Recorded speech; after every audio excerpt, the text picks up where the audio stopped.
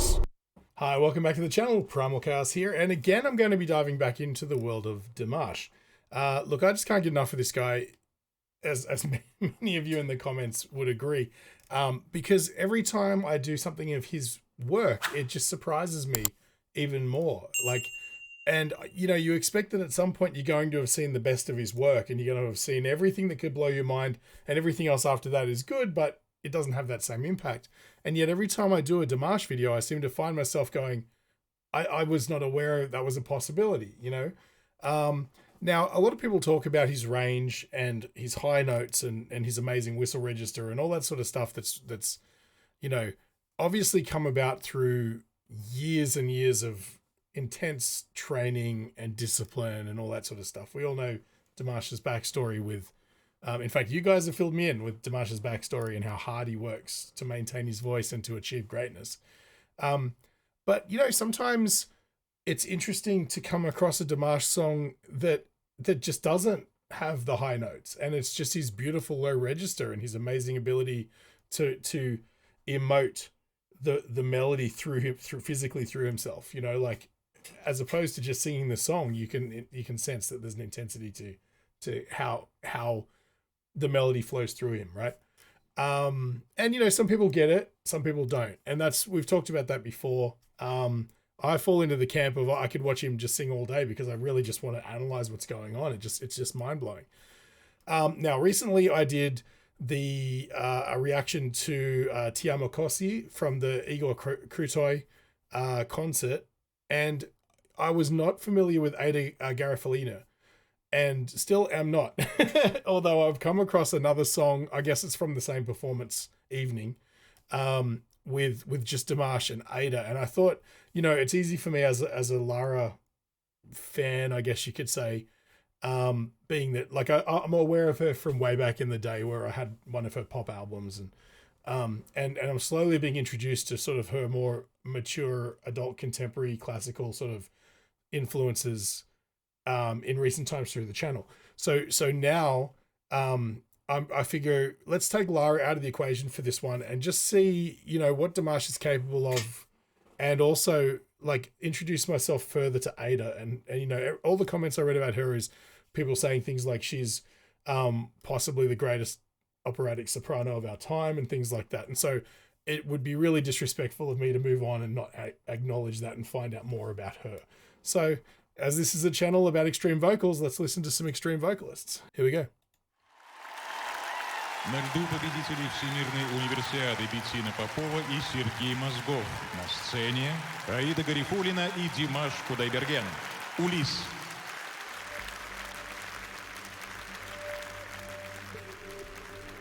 Ulisse.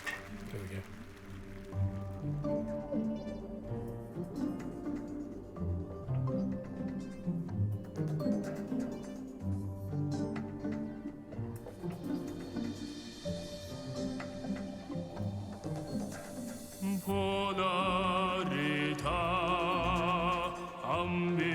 Where does that come from?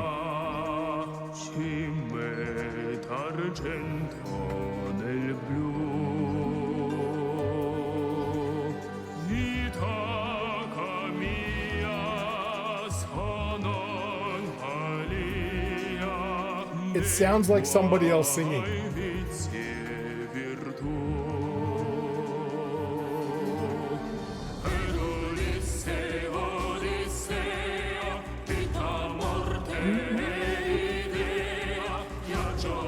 It's actually quite low for her as well.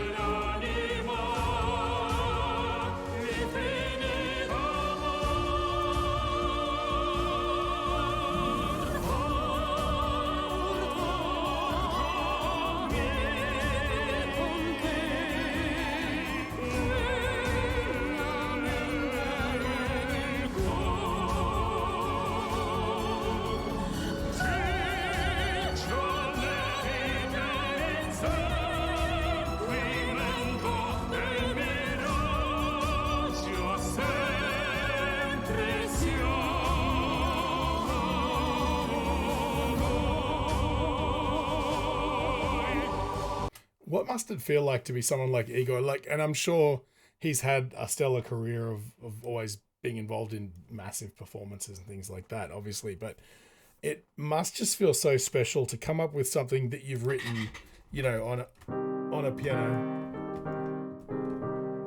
whatever it might be, and having two of the most supreme vocalists in the world performing the song, and an amazing orchestra and an intense choir, just everyone just firing on all cylinders to realize what you imagined. You know, a lot of times when composers are composing, they'll have something simple like, you know, like a piano available. And the fundamentals of songwriting is that you should be able to perform the song essentially on piano with vocals in most cases. Extreme cases of heavy metal and weird genres and things, that's notwithstanding. I'm talking about contemporary or classical music, right? And so you want to have the basic melodic structures available, and the piano is just the easiest way to translate that with the most amount of nuance. Initially anyway, and then you go about orchestrating it. And so typically modern composers will have a whole bunch of orchestral plugins and things like that that will essentially allow them on the keyboard to play the parts of a string section or a solo violin or a flautist or, you know, a woodwind section or whatever. And so you can compose a full orchestral piece sitting here on your piano, right? So that, as amazing as technology is and stuff like that, there's no way to replicate the sensation of all of that cacophony going on by the best players in the world in the space you're in a beautifully acoustically treated concert hall or whatever as well. It just must be unspeakably wonderful experience. Okay, so now again, all we've heard so far from Dimash is just that stellar, beautiful low register. Aida also complementing him beautifully as well, with what I can only imagine is quite a difficult part for a soprano. I mean, obviously she'll have an incredible range too. So when I talk about ranges, I'm talking about, like, you know, 9 times out of 10, you know, like a soprano might be, you know, or whatever it is. I have a limited keyboard here, but you know, that might be your low and top note. But with training and stuff, you can extend that range. Obviously, listen to Dimash, right? He's not singing with a traditional tenor range. So when I say things like that, like for a soprano, that's quite low. I mean, based on the typical standard of a soprano's stereotypical low and top note, right? But she just sounds amazing as well. Their voices are blending beautifully. Let's get back into it. I'll jump back a little bit so we don't lose the flow. Actually, just before we do go on, there's one other thing I want to talk about. To me, as great as Ti Amo Così was, I think I mentioned something about it's a little bit celebratory or something like that for me. What I meant by that is it's a little bit sort of, I don't even have the words to describe it. It's not typically something that I would be attracted to. I like more dramatic things like cinema scores and things like that if I'm going to listen to more classical compositions. But listen, in this case, this song has all the drama, right? This is kind of right up my alley. So in a way, I'm kind of I kind of would have preferred to have heard Lara sing on this one as well, you know. But anyway, let's jump back a little bit, and here we go.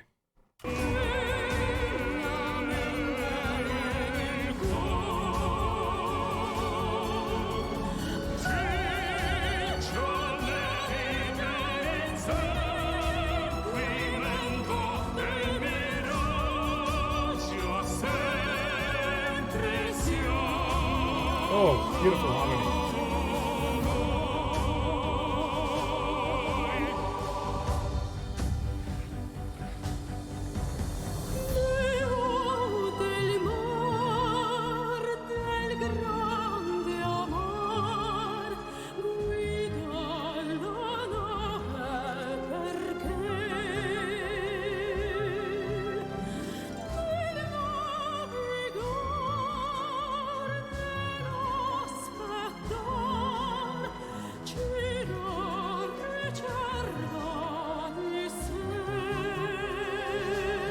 That was quite interesting. Let me drop back a little bit into her solo there. Her notes at the start to me sounded a little bit more like a mezzo range, or like a coloratura. Hang on.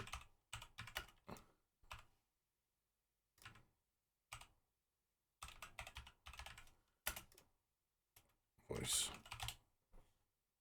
Yeah, lyric soprano. Wow. Okay. Yeah, her voice can go fast and high. Her intonation, blah, blah, blah, pitch perfect. Yeah, we all know that. Lyric soprano. Okay, so maybe that's part of it. Maybe that's, but like she has this beautiful caramelness to her voice through there that just sounds like she'd be more comfortable singing lower than a soprano range. But that's part of the beauty of having great singers. They can pull stuff like that. Listen.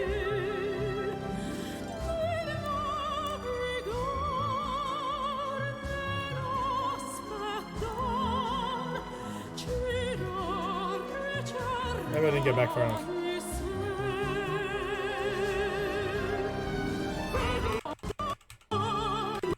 Just solo parts.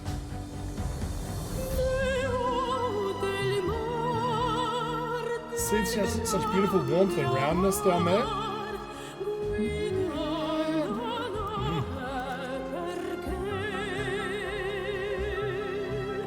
That's what I'm talking about.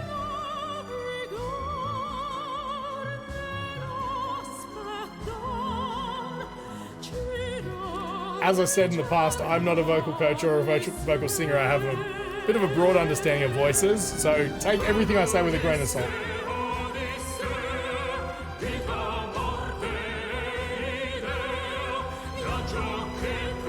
Wow.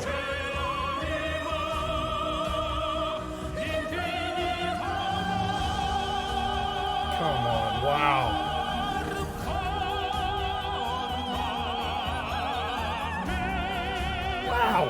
You would never believe that he's not singing in his native language.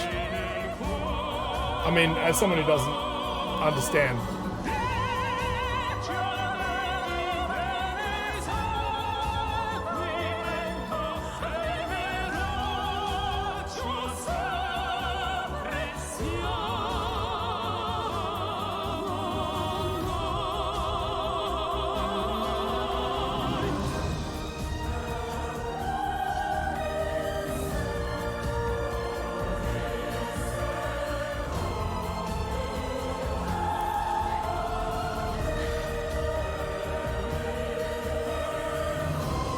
Love those string parts through there.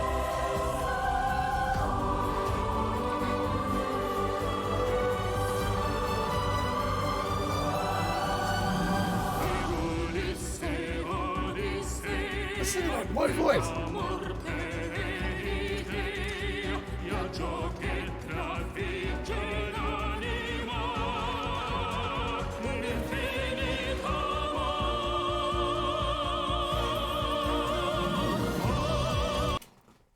Just got to point this out, and I know that, look, at professional singers and stuff, this isn't that big a deal, but the way that they match each other's vibrato through that point there is just, you know, I mean, consummate professionals, and you can sense how much they trust each other because they know each other can handle what they're doing, you know. But listen to this.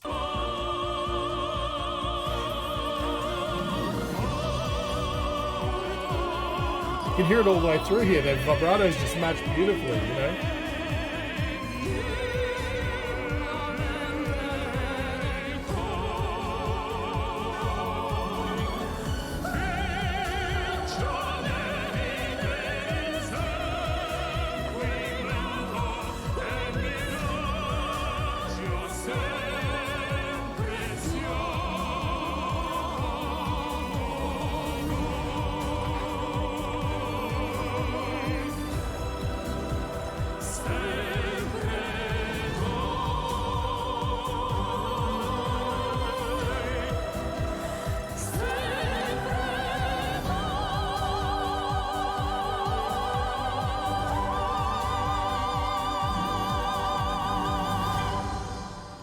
Even with a high note. That was fantastic. That was fantastic. All right, stick around after the ad break and I'll give you my final thoughts. Hey guys, this video was made possible by Enchroma. 1 in 6 guys and 1 in 200 women are colorblind, and if that happens to be you, there's something you can do about it. Click the link in the description, it'll take you to Enchroma's website where you can get a free eye test. And while you're there, maybe pick up some corrective lenses. They've got styles to suit everybody and a 60-day money-back guarantee, so you got really nothing to lose. And while you're there, use the code CHAOS in checkout to get 10% off. Tell them Primal Chaos sent you. All right, so What to say? Look, the one thing that really stood out to me, and I've noticed this, maybe perhaps it's when Dimash is singing these big songs composed by Igor. It seems like he has this amazing ability to sort of like resonate these beautiful low tones with such clarity and poise, and a certain stoicism which makes them sound anthemic. You know, that it's no coincidence that Igor is Russian, and I know that that's kind of a dirty word lately, but let's not get into politics, right? There's a certain cultural kind of anthemic vibe that you get from classical music from Russia in a lot of cases, and it's, you know, this isn't lost on these particular songs either, but you can just hear there's a stoicism with which he sings these notes, and it's always da, you know, like it's really like full and rich, and you can imagine like a barrel-chested Russian gentleman from decades past, with a wonderful mustache performing the song in like a uniform, you know, and that's the kind of the impression I get. And Dimash, it just seems like he shouldn't be able to produce those sounds, like these low notes.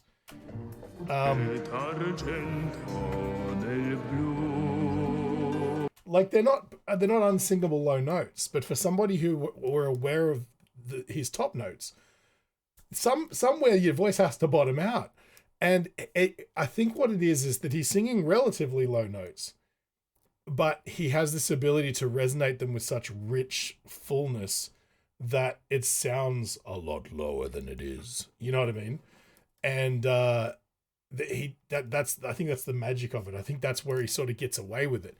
And, you know, these are low notes for a tenor, and, or, you know, whatever. But what I'm getting at is he also manages to sing them with such confidence and poise and clarity that it sounds like he should be singing in a lower register full time. That's the trick. That's how he gets away with it. Or I guess that's part of his magic, I should say. That's probably a better way of saying it. So, but yeah, I mean, it's a stunning song. I love how dramatic it is. I love how it builds in tension towards the end. It has those big uplifting bits, and then you have sort of, it breaks down to like an orchestral bit of a suite sort of thing with wonderful choral vocals and stuff over the top. And then, you know, I guess in that case, then Dimash and Aida come back in with a little bit more of like a delicate performance and beautiful matching harmonies and matching energy. You know, they're so in sync with one another. It's a masterpiece. It really is. It's like, it's very rare that you get to see a performance of a song where everything is firing on all cylinders to this this level, you know, and it's a privilege to watch. That's pretty much all there is to say about it. At the end of the day, to be able to sit here and watch this with my limited musical vocabulary, and to be able to just absorb it and just look at it as, you know, part of my musical history of something that I've absorbed, is, you know, it's quite thrilling, to be honest. But anyway, that's about all I got to say about it. It was fantastic. I loved it. Yeah, let me know where else I should take this. More Dimash. You know, have a look through my stuff, see what I've done.